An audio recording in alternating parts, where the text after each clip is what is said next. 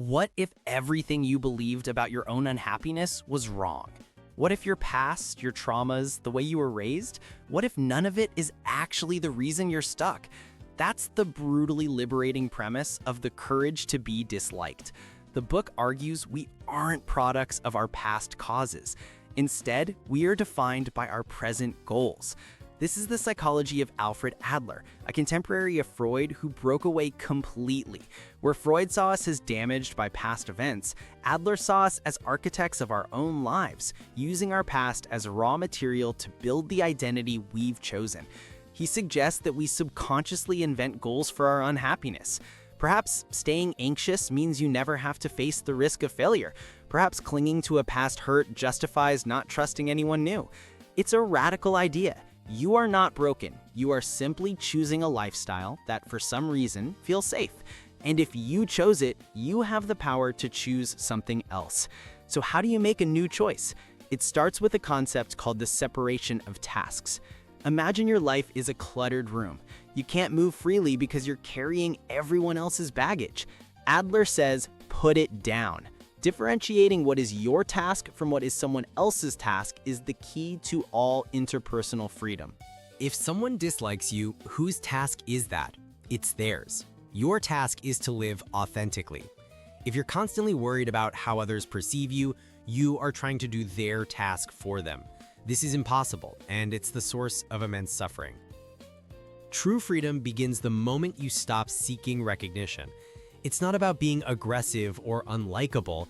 It's about grounding your life in your own values, not in the shifting sands of public opinion. This is the courage to be disliked. It's the price of your freedom, and you're the only one who can decide if it's worth paying.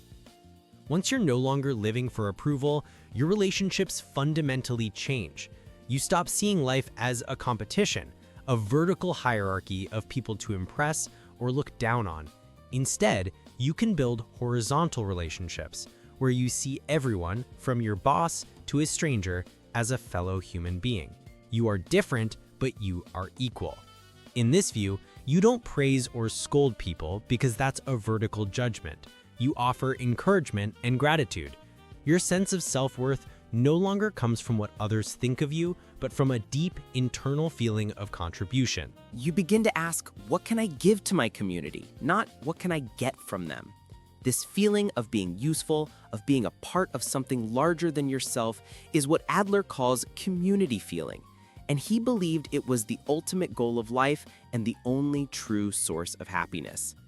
This entire transformation isn't a destination you reach after years of work. It happens right now.